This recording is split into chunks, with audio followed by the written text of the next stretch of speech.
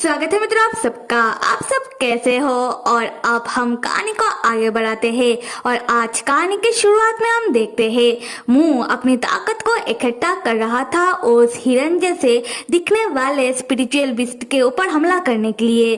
पर वो हिरन जैसा स्पिरिचुअल बीस्ट मुंह के ऊपर हमला नहीं कर रहा था, बल्कि वो मुंह को गौर से देख रहा था और मुंह के फेस में एक मार्क्स इमेजिन करते हुए सोच रहा था कि ऐसा क्यों लग रहा है कि मैंने इस आदमी को पहले भी देखा है, बहुत ही जाना पहचाना लग रहा है।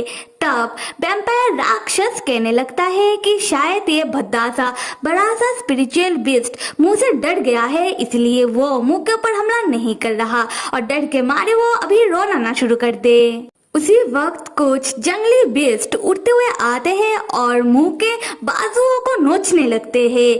तब वो हिरन जैसा स्पिरिचुअल बीस्ट उन जंगली बीस्ट को डांट कर भगा देता है, ये कहते हुए कि इस आदमी को कुछ मत करो और भागो यहाँ से। तब लियू बताने लगता है कि ये हिरन जैसा स्पिरिचुअल बीस्ट जैसे मेरे मास्टर को देख रहा है, लगता है कि इसका रिश्ता मेरे मास्टर के साथ बिल्कुल वैसा है जैसा मेरा रिश्ता मेरे मास्टर के साथ है। ये सुनकर जूनियर चैन पूछता है कि लियू तुम्हारे कहने का क्या मतलब है? क्या मुंह इस हिरन जैसे स्पिरिचुअल बीस्ट का भी मास्टर है? तब हम हिरन जैसे स्पिरिचुअल बीस्ट को देखते हैं जो मुंह के पास चला आता है और मुंह के हाथों को अपने गालों में प्यार से रगड़ने लगता है।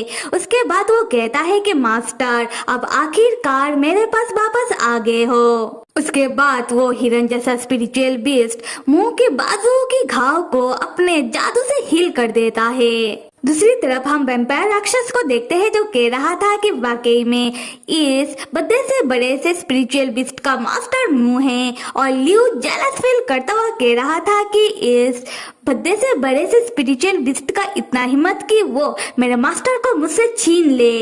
और हम जूनियर चैन को देखते हैं जो कह रहा था कि मुंह का घाव हील हो गया है। फिर जूनियर चैन सोचने लगता है कि मुंह ने बताया था कि वो पाताल लोक डिमोन किंग बनने के लिए नहीं आया है, तो फिर मुंह पाताल लोक आया क्यों है? क्या है इसके पीछे का कारण? खैर आते हैं हिरन जैसे दिखने वाले स्पिरिचुअल बीस्ट की ओर, जिसको गौर से देखने के बाद मुंह पूछने लगता है कि तुम उनचेन हो ना? ये सुनकर उनचेन बहुत ही खुश होता है और कहने लगता है कि आखिरकार मास्टर आपको मैं याद आ गया। हाँ, मैं आपका प्यारा दुलारा उनचेन हूँ।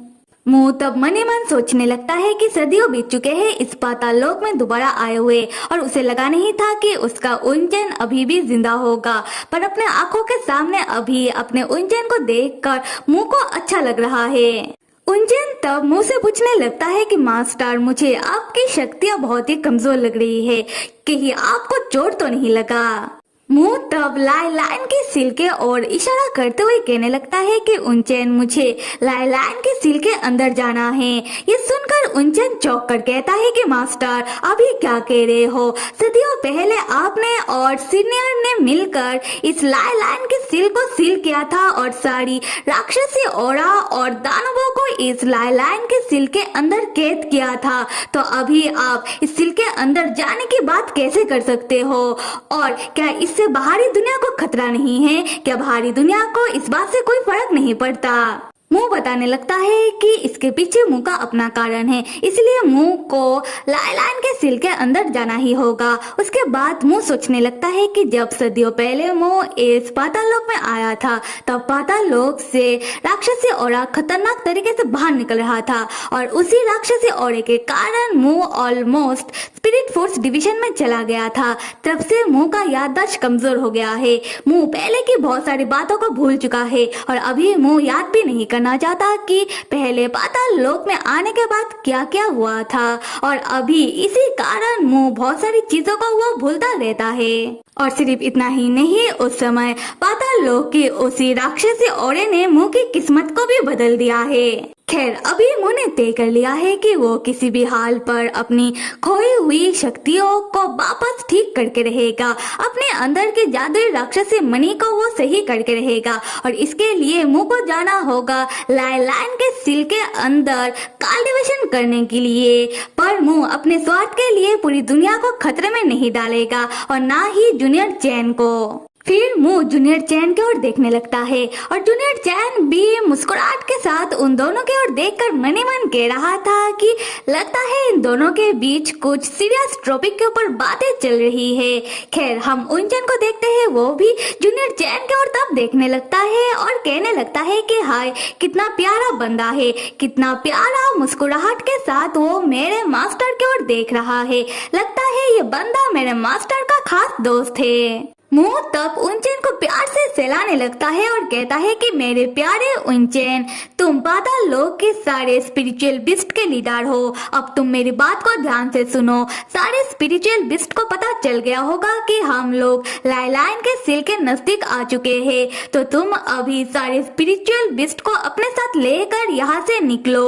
अगर तुम मुझे अपना मास्टर मानते हो तो मेरे ऊपर विश्वास रखो, मैं लाइलाइन के सिल के कारण पूरी दुनिया को खतरे में नहीं डालूंगा। उनचैन तब मुंह को मना करते हुए कहता है कि वो अपने मास्टर को छोड़कर कहीं नहीं जाएगा, क्योंकि उसने अपने मास्टर को बहुत मिस किया है और उसके मास्टर ने भी तो उसे बहुत मिस किया होगा। पर मुंह आखिरकार उनचैन को समझा बुझाकर उधर से भेज ही देता है। खैर हम लियू को देखते हैं जो जेलस फील करता हुआ सोच रहा था कि कैसे मेरे मास्टर मुंह इस बड़े से बड़े से स्पिरिचुअल बिस्ट को प्यार से सहला रहे थे, पर उन्होंने तो कभी भी मुझे ऐसे नहीं सहलाया।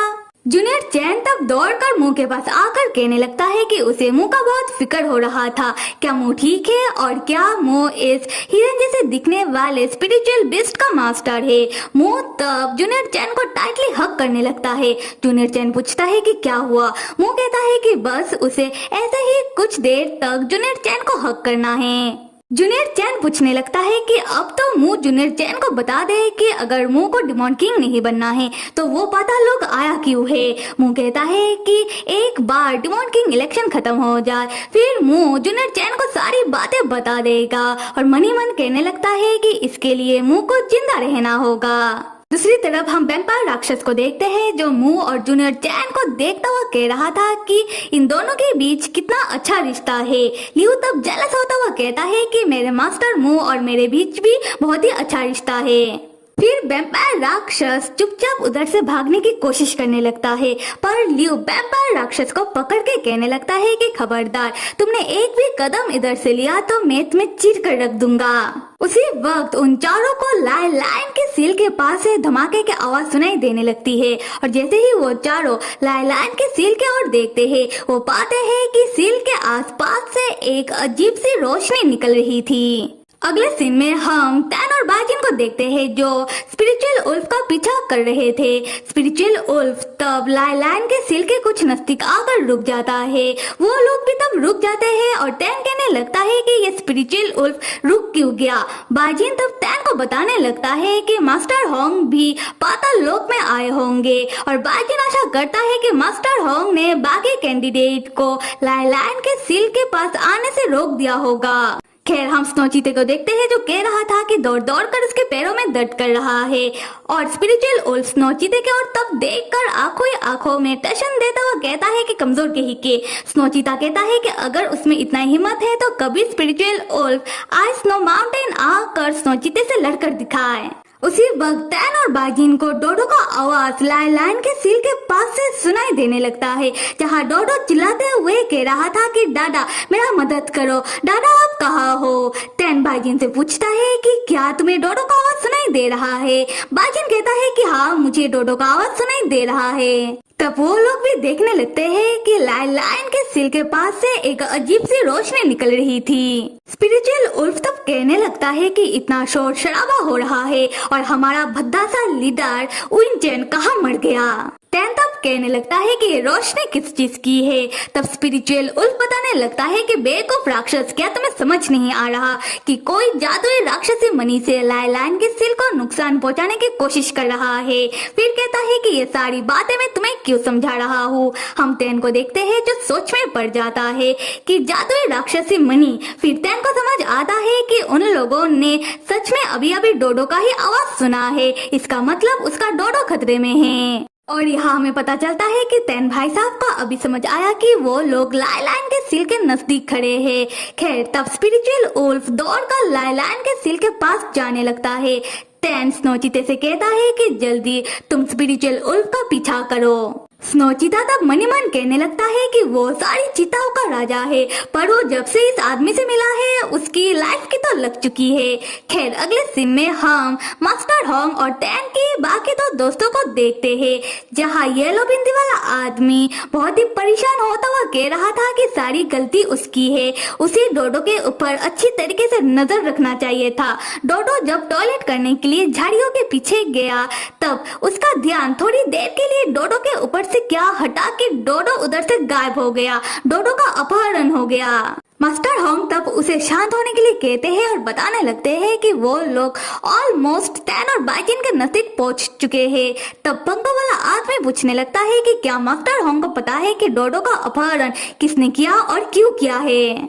मास्टर होंग बताते हैं कि ये डोडो के अंदर की जादुई राक्षस से मनी के लिए हुआ है, जिससे लाइन के सिर को तोड़ा जा सके। फिर वो मनी मन कहने लगते हैं कि सारी गलती उनकी है, उन्हें तो पहले से ही पता था कि कमीना फैन कुछ ऐसा ही करेगा, तो उन्हें डोडो का और ध्यान रखना चाहिए था। मास्टर होंग तब दूर खड़े हुए अंकल फैन को देख लेते हैं, जो दूर से लाइलैंड के सिर के ऊपर नजर रख रहे थे। तब मास्टर होंग के पास जो जादुई पल था उसे पंखों वाला आदमी को पकड़ाते हुए कहते हैं कि तुम लोग पहले टैन और बाइजिन के पास पहुंचो, वो लोग नजदीक में ही है। पंखों वाला आदमी पूछता है कि मास्टर होंग आप? मास्टर होंग कहते हैं कि मैं पहले निहायत ही घटिया आदमी को देख कर आता हूँ। और मास्टर होंग अपने मनी मन कहने लगते हैं कि फैन मैं तुम्हें किसी भी हाल पर रोक कर रहूंगा। तो फिर मेरे प्यारे मित्रों, अगर मेरा एक्सप्लेनेशन पसंद आ रहा है तो लाइक करो, सब्सक्राइब करो, कमेंट करो। Till then stay with me and see you.